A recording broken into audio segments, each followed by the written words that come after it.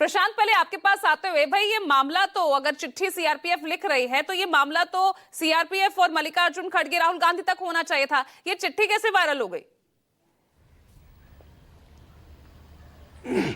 देखिए, ये बात सच है। ये सवाल जरूर कांग्रेस भी खड़े कर रही है कि चिट्ठी ये मतलब पब्लिक में कैसे आई।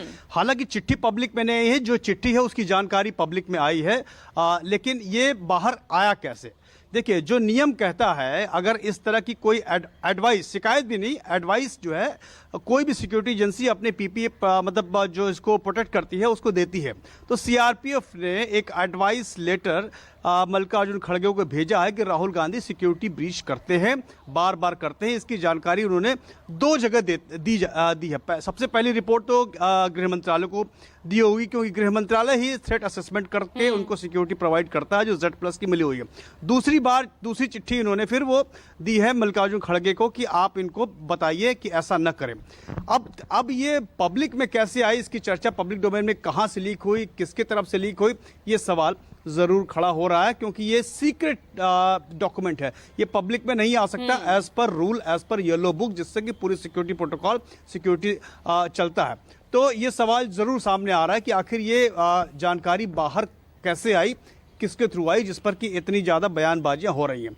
लेकिन ये बात सच है कि सिक्योरिटी में कई बार जो है अगर ऐसा हुआ है तो ये चिंता जताया है सीआरपीएफ ने, क्योंकि अब एसपीजी की नहीं, सीआरपीएफ की सिक्योरिटी इनको है, Z+ की वैसे ही है। पहले एसपीजी करती थी, लेकिन अब सीआरपीएफ करती है। एसपीजी प्रोटेक्शन सबसे हटा लिया गया। आपको बता दूं, जब केंद्रीय राजनाथ सिंह गृह मंत्री थे तो उन्होंने भी संसद में एक बयान में ये बात कही थी, जब गुजरात में एक कार को लेकर के मामला हुआ था, कुछ अटैक का राहुल गांधी पे, उसमें भी ये सवाल उन पर खड़े किए गए थे और संसद में इसका जवाब राजनाथ सिंह ने दिया था कि एडवाइस नहीं मानते हैं। तो मैं आपको बता दूं कि ये एक एडवाइस होती है जिसको मानना चाहिए, कोई कंपलसरी नहीं है, कोई जुर्म नहीं है, लेकिन ये इससे थ्रेट जरूर होता है, क्योंकि ASL एक शब्द आपने सुना होगा, ASL यानी कि एडवांस सिक्योरिटी लाइसेंस। जो भी प्रोटेक्टी है, जिसको भी जो एजेंसी प्रोटेक्ट करती है, अगर वो कहीं जगह पे जाते हैं तो उसके पहले अगर इस तरह का ASL प्रोटेक्टी है तो एडवांस सिक्योरिटी लाइसेंस टीम पहले वहां चली जाती है, वो जगह, वो स्थान, वो मूवमेंट सब देखती है, उसकी हरी झंडी मिलने के बाद फिर जो प्रोटेक्टी है वो वहां पे विजिट करता है। ये एक रूल है।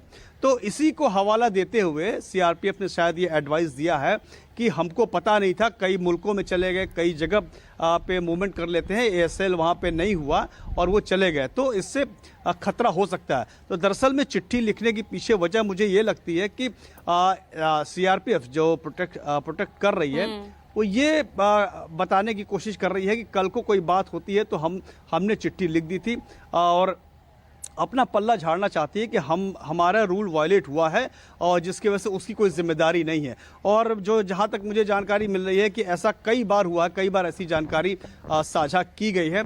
लेकिन सवाल बस यही है कि ये चिट्ठी जो सीक्रेट डॉक्यूमेंट है वो पब्लिक में कैसे पता चला लोगों को कि ऐसी चिट्ठी लिखी गई है। क्या सीआरपीएफ ने बताया, क्या खड़गे जी के दफ्तर से बताया गया, या गृह मंत्रालय से बताया गया? ये एक सवाल जरूर खड़ा हो रहा है कि आखिर ये चिट्ठी लीक कैसे हुई।